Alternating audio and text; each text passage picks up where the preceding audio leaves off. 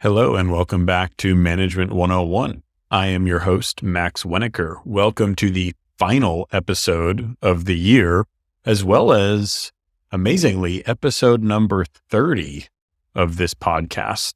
Thank you all for continuing to listen. Another achievement for the podcast, we have now hit 50 ratings on Spotify, clocking in at a 4.9. It's not too shabby. If it were a restaurant, I would definitely be going. I don't know what that says about podcasting, but it seems like a good rating nonetheless. I've digressed. Today's episode is going to be about change management, and specifically about change management in your company. We're probably not going to focus a lot on change management in other parts of your life, though. Feel free to take whatever I say here and try to apply it. A few things that we're going to discuss related to change management. The first is, what is specifically your job related to change management? The second is how to think about doing changes in your company. For instance, doing a bunch of small changes versus a few bigger ones. The next will be how to create a good change management plan. Then talking through whether there is such thing as too much change or too little change. And then finally, I'm sure I will weave my own personal experiences throughout this, as I often do, but I have set aside a specific section to talk through what I'm calling a tale of two changes, which are one change in my own career that I thought went really poorly that I executed, and another change that I executed that I thought went well. And hopefully we can draw some conclusions from those two and understand why one might have gone better than the other. The first topic is going to be, what is your role in change management? Let's start with the broadest definition here. What is change management? Any company is going to, at some point, need to shift direction, whether it be in a small way, we need to let this person go, or in a larger way, we need to totally change the priorities that we're focused on, change the product we are selling, change something core to the business's existence. Maybe we're going into a different industry because we see a better opportunity there.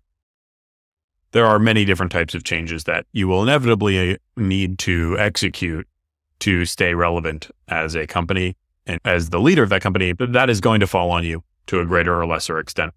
As the leader of a company or a leader of a team, you have a few things to make sure you do as part of change management.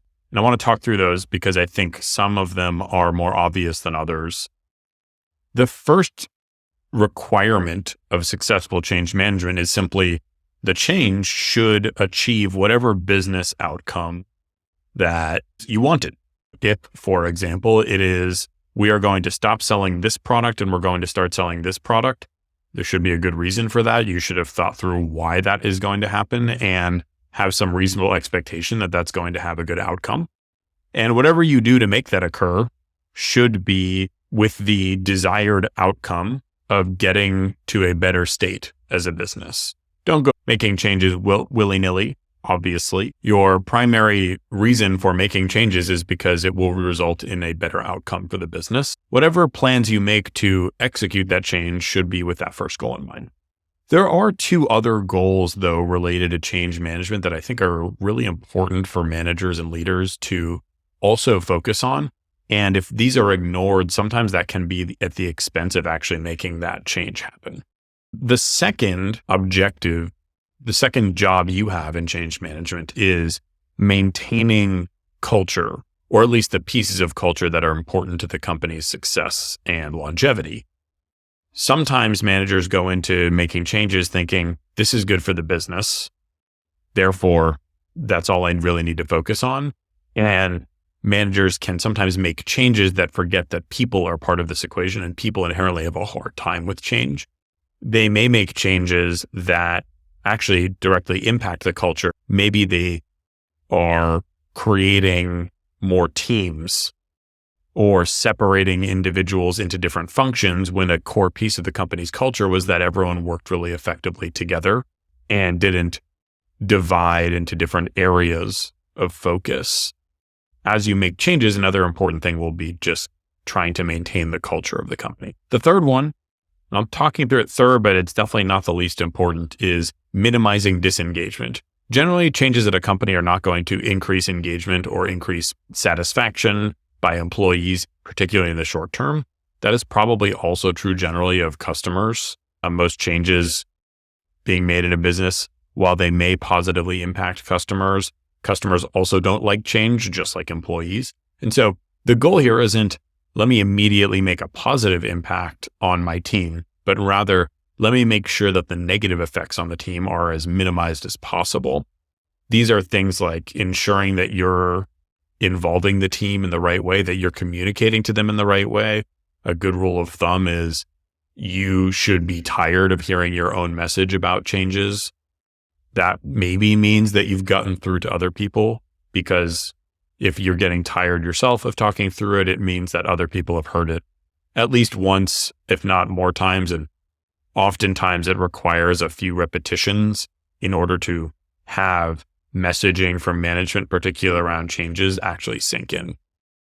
When I think through the parts of changes that have gone the worst in businesses that I've worked in, sometimes they did not achieve the business outcomes that were desired. For instance, a strategic decision was made around what products to focus on or how to build the right services, and those decisions were bad ones. Like, they weren't well thought through.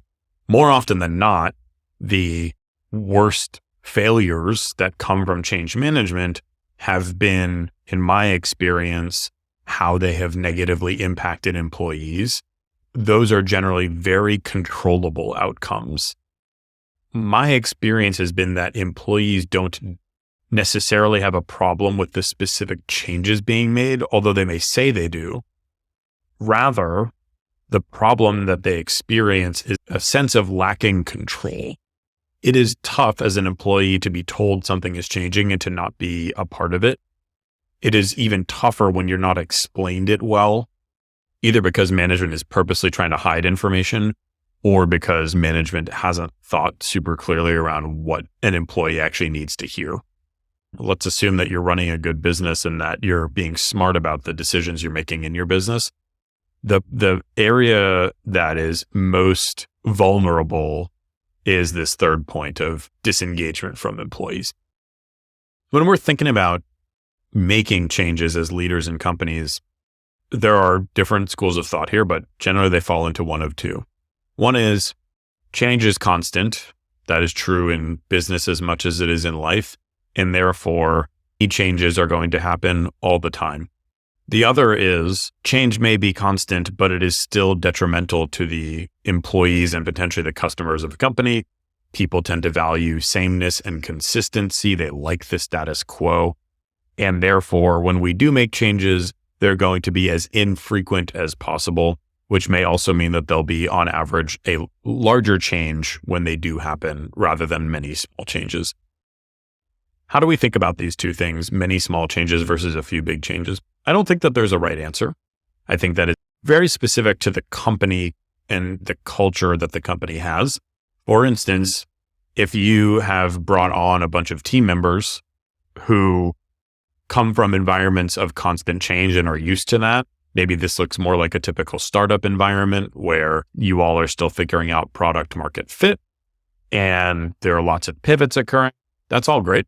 That probably means that the people on your team are on average going to be okay with more frequent changes. They're used to that. They're expecting that. On the other hand, if you're running a larger company or a small business, either one of which is not growing super fast, has a lot of employees, or has employees who have been there a long time, people who join those types of companies tend to value consistency more. And you might consider reducing the number of changes to be less frequent.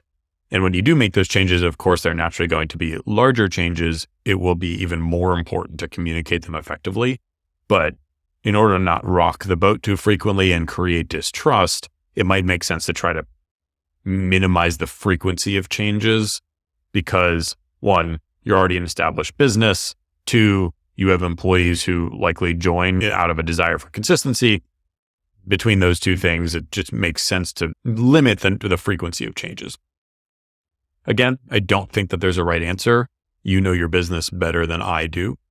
I do think generally changes should not happen more often than they need to for the business's sake. It's not like anyone joins a company and says, I'd really like for changes to happen all the time. It's just, I think, a question of how much is tolerable to the average employee and to the company's culture. And that's something that you and your management team probably understand better than anyone. What does a change management plan actually look like? Let's talk through this a little bit. I divide this into 3 parts. The first part I'll talk through is just what a good change management plan consists of. The second is mapping out what needs to happen. And the third is just some tips and tricks, things that you should keep in mind as you're planning out change. To me, a good change management plan consists of the who, the what, the when, and the why. We'll talk about the how in a second. But the change management plan first must define those 4. The who and the what can sometimes be interchangeable, depends on what the type of change is. So the who is, are there people whose roles or responsibilities are changing at the company? Or the what, which is the company changing its priorities? And said another way, is the company changing what it focuses on, what products or services it's offering? There are some times where the what dictates a change in the who as well. So if, for instance, we are a services company targeting small businesses and we're actually going to change our focus to be more on enterprise-sized clients, these are large businesses, maybe that will also mean that our sales team will go from sales development representatives to more enterprise sales experienced people. In that case, you have a what and a who that are changing. There can also be who changes that don't connect to what changes. There can be who changes in terms of, based on the current priorities of the business, we actually think we need to shift who's doing what. We want to grow the size of this team or reduce the size of that team. That would be an exclusively who change and not a what change in terms of priorities or focus for the company. The next component is when. So when is all of this happening? That has to be defined before you actually move forward with it. And then the why. This is obviously the most important piece in terms of communication to the rest of the company. There has to be good reason for it. And it also has to be something that's, while maybe the specific reasons are not fully comprehensible to every employee, it should be able to be explained in a way that is digestible to all employees. Let's say we've got those 4 things. We've got the who/what. We have when it's all happening, and we have why it's all happening. Great. Those are well defined by the management team, let's assume. Now we need to figure out the how, mapping out what actually needs to happen in order to go from today to whenever this change is complete. The change first needs to start with a communication plan.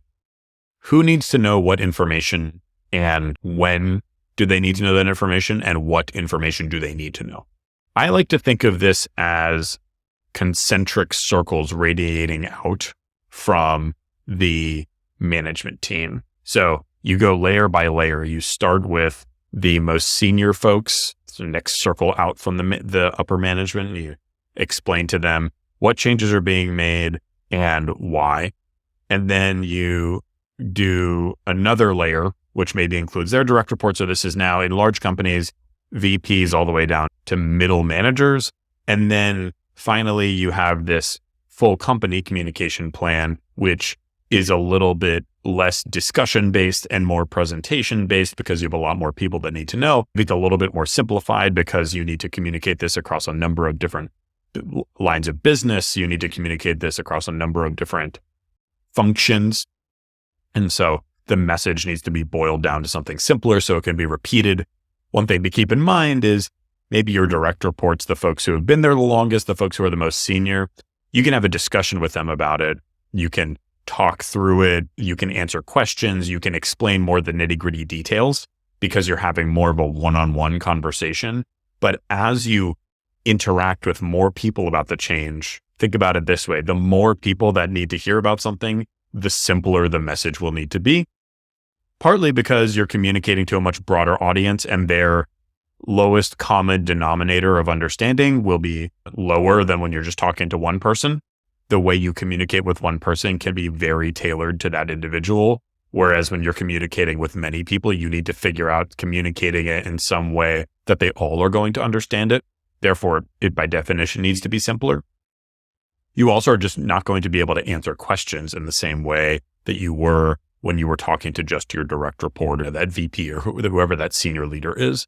You were able to have a discussion there, but if you have a 100-person company, you probably won't be able to have a personal conversation with each of them where you explain everything that's going on. Another thing to keep in mind is that more junior employees, folks who are lower down in the organization, they are going to feel the effects of change a lot more than the more senior people because they have a lot less control. They have a lot less context on the overall business. They will likely feel a lot less secure in their jobs. This is just something to keep in mind. The way that you communicate it really needs to be considerate of how impacted individuals will be in the company by these changes. Add to that the fact that you're not going to be able to have one-on-one conversations with each of them and answer all of their questions.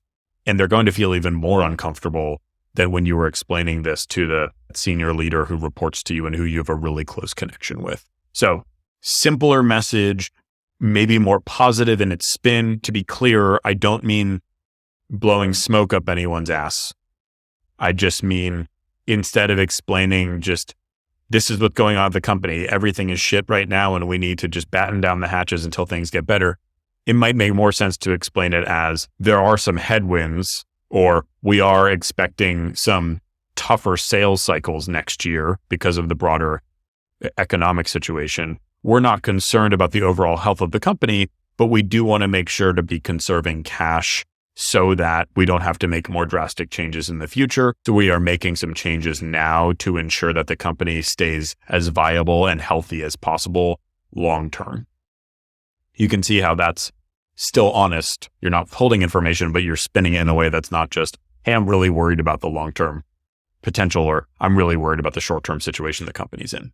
So that's communication plan. Again, these concentric circles, and the farther out you go, the simpler the message needs to be, the more it will need to be repeated. The second thing to figure out beyond communication plan is, are there any administrative changes like titles and reporting lines that need to change? That could be literally changing those things in your HR system. That could be just making the changes in terms of, I need to communicate who's now reporting to who and when that's going to happen, making sure that everyone knows who their new manager is and what their function is. And then the third piece after the administrative changes is this transition period. So if there are teams that are changing responsibility, if there are new product lines or service lines being offered, if there are any handovers of responsibility or new responsibilities being taken on, there needs to be a transition and ramp up period and perhaps a training period where everyone's getting up to speed on what they're now going to be doing if those changes are occurring.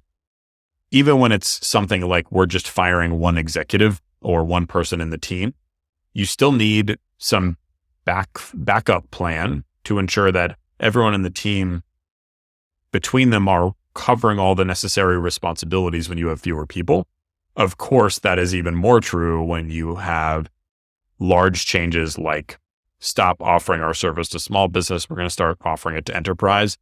No team is suddenly going to be great at running their function focused on a new type of customer. It's going to take them some time to learn. You need to account for that transition period. You also need to communicate that there will be a transition period so people aren't suddenly thinking, I need to be excelling in this new version of the world immediately. Provide that cushion. Some things to generally remember when thinking about a change management plan. First, people really dislike change. I've said this previously, and I think it bears repeating many times. People really dislike change, makes them uncomfortable. Also, they will not necessarily understand it. It is best to assume that they will be unhappy about it. The goal here is not to make everyone feel super happy with changes, even if it's long-term good for them for whatever reason. The goal here is to make sure everyone at least understands why these changes are being made, at best is on board with the fact that these changes are being made. The part that I think people are most unhappy with is feeling a lack of control about the outcome. And one way to solve for that is by explaining it to them such that they feel like they would have arrived there themselves, or they could at least understand how someone might have made that decision, even if they wouldn't have made that themselves.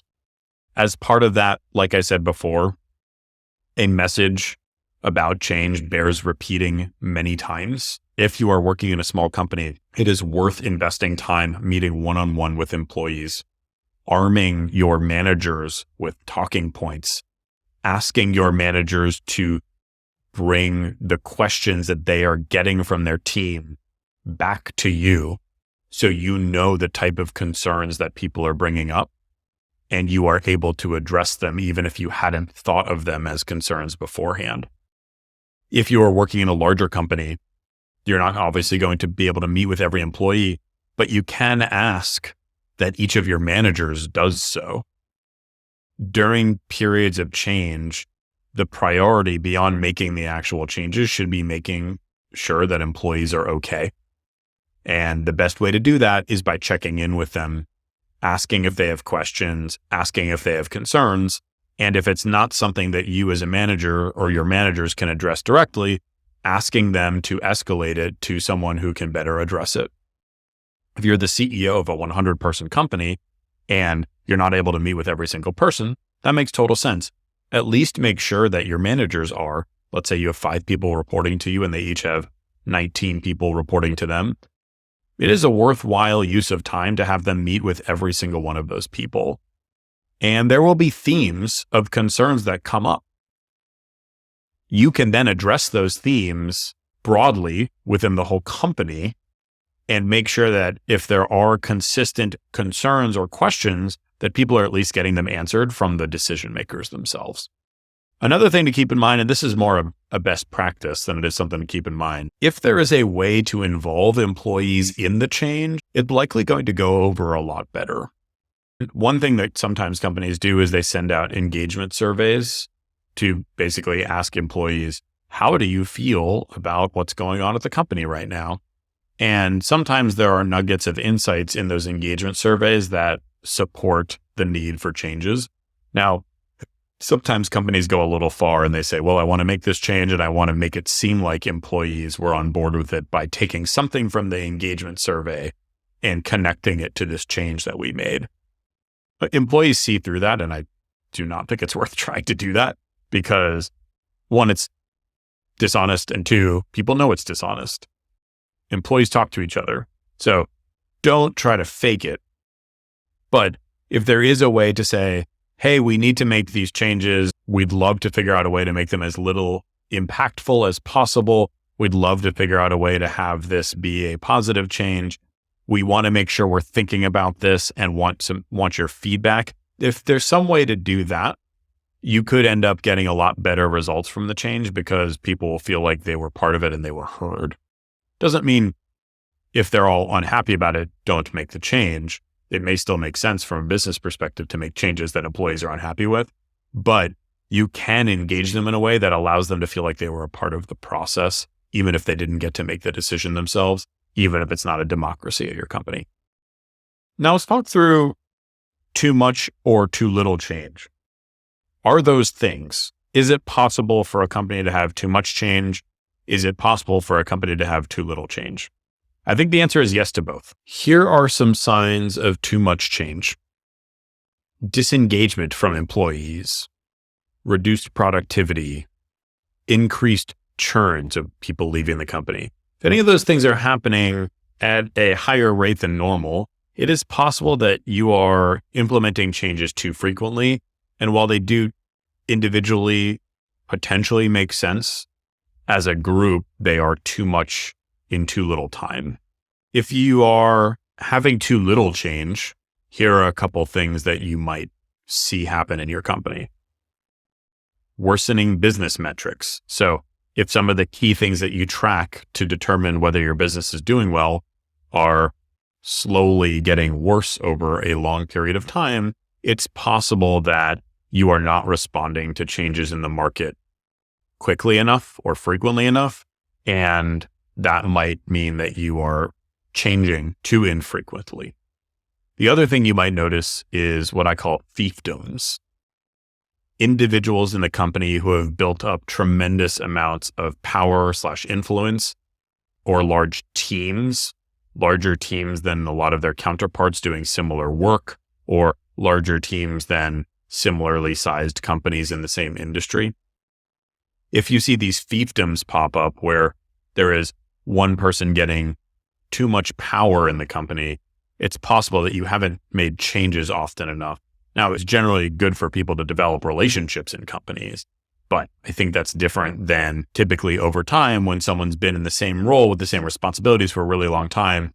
It's easy for them to quote unquote empire build, where they just add a few more people here and there. They add a little bit more scope, so they have some scope creep, and suddenly they're a very powerful individual in the company. That lack of check and balance within the company typically is not very good for the company's long-term success. And it also might indicate that you aren't making frequent enough changes to your business where one group has garnered so much influence and power over the company that they are really making decisions in an outsized way compared to the other stakeholders in the organization.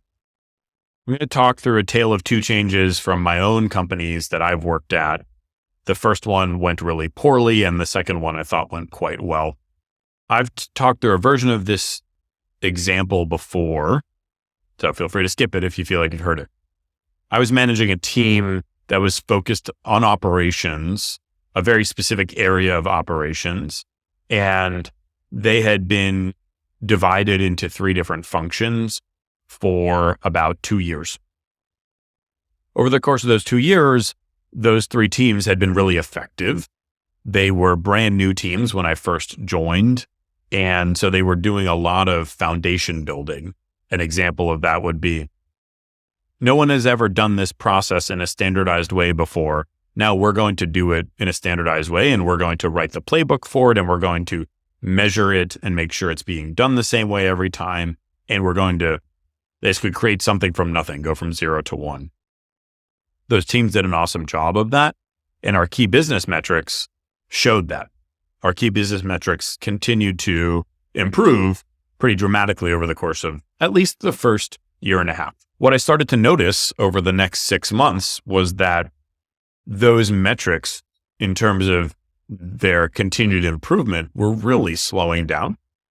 And what I noticed each of these teams doing was, once they'd got taken care of some of that really big stuff, if you create a list of 100 things you could do to make something work better than it did yesterday, your first 10 might be really impactful.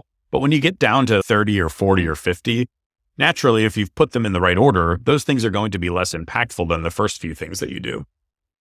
These teams had gotten through their first 10 or 20 items and were now starting to scrape the bottom of the barrel. So the improvements in these metrics were slowing down. Makes a lot of sense. It wasn't anyone's particular fault. No one was doing something wrong. It's just the nature of where we were at in the business cycle.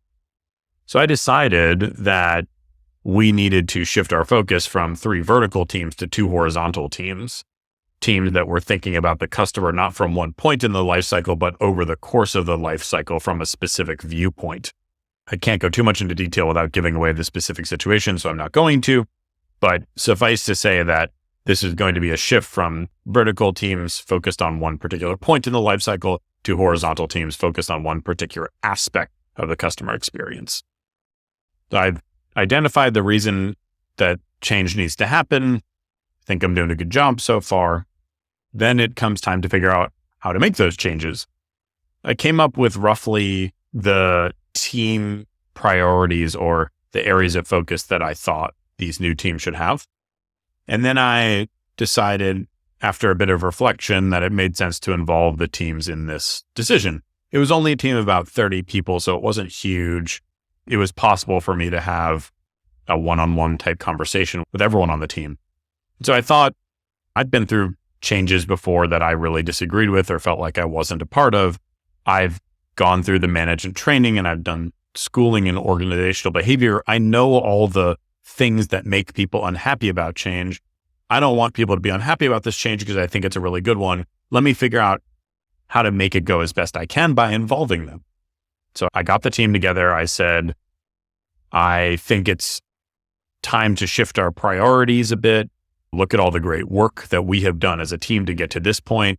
Now, here's the reality of the business. You can see that our company has shifted its focus now from growth to profitability, from adding new users to retaining existing users. These things mean that maybe we should reconsider how we are operating as a team. I presented them with the company's priorities for the following year, and I said, now let's spend some time brainstorming. What are the things that we would want to do that we think would make the most impact towards these priorities? Got the team into little groups. I had them brainstorm. We got together, presented them. It was at an offsite.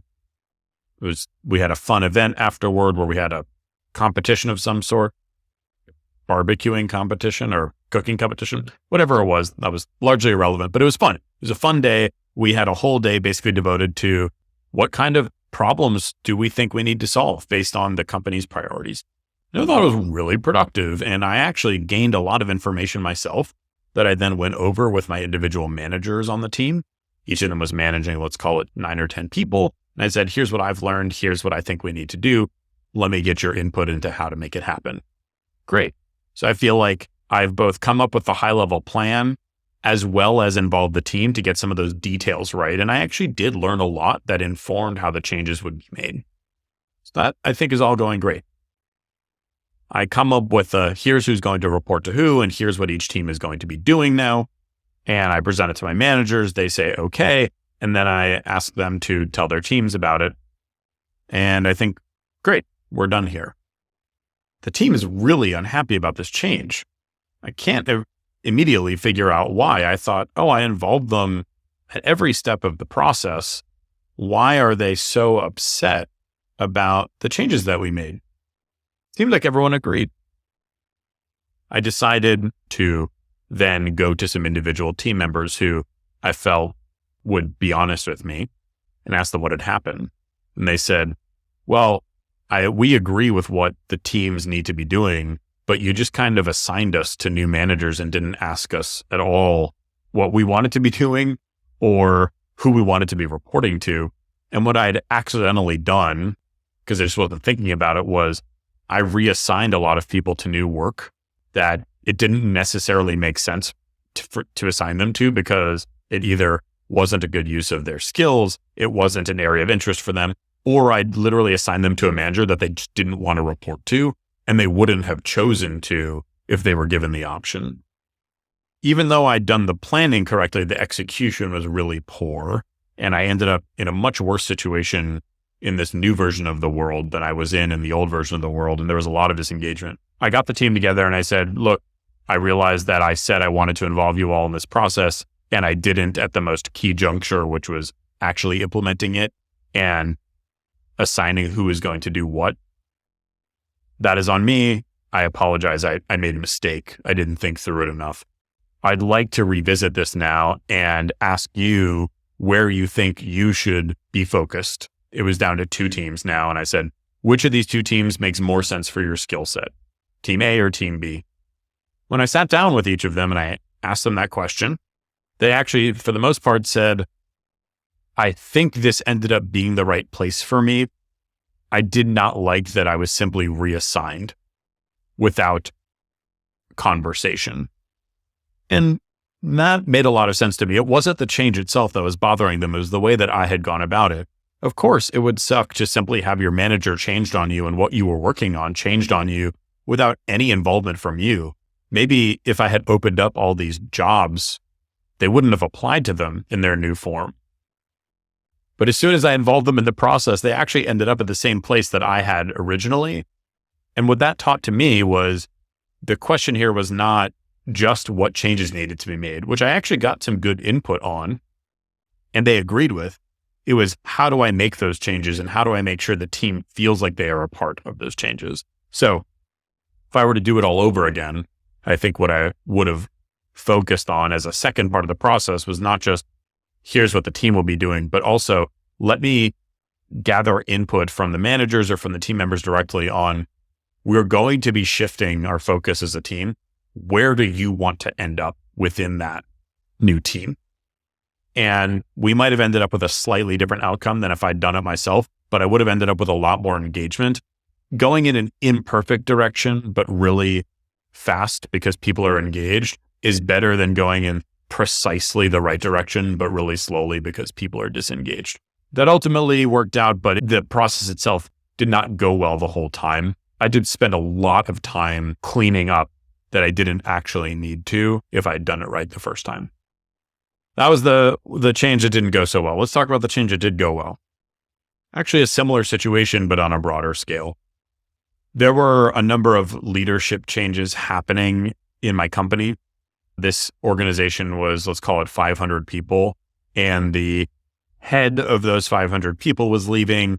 2 of that person's direct reports were leaving, and the markets that we were operating in were starting to look a lot different than they did when we'd first set up the organization. We'd previously set up 2 markets that were operating in parallel, 2 teams that would operate those markets in parallel, and we were realizing that we needed to shift to 1 mega team operating both markets because we were simply being inefficient with our resources.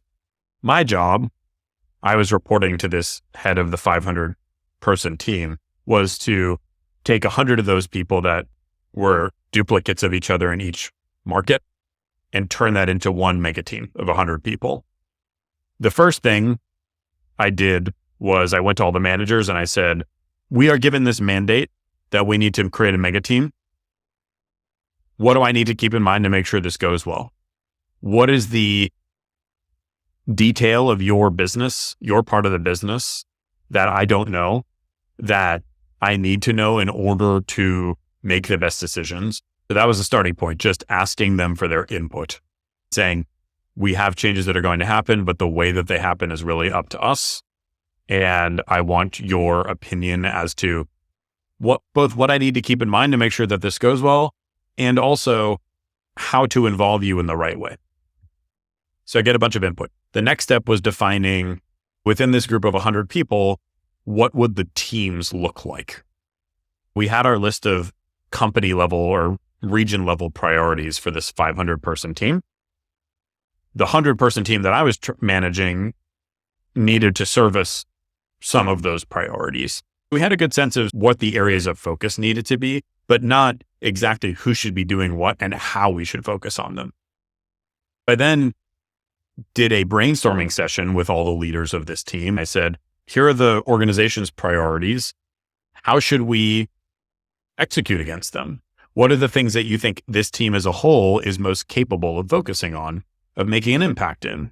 And from there, we identified the areas of focus where we were going to be most capable of making an impact, and those became teams. What I then did was I said, we have duplicate people for some of these teams. For instance, there used to be 2 heads of this team, 1 for each market. Now this new team is only going to have 1 head. I need to figure out who it should be.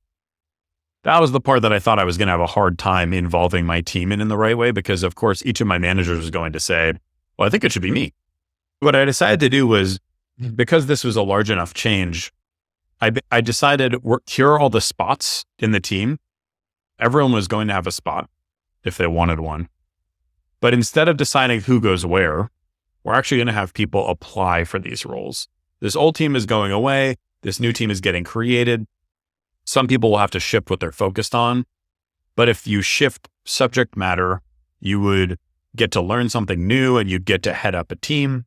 If you didn't shift subject matter, you would have less change, but it might mean a slightly smaller team than you had before.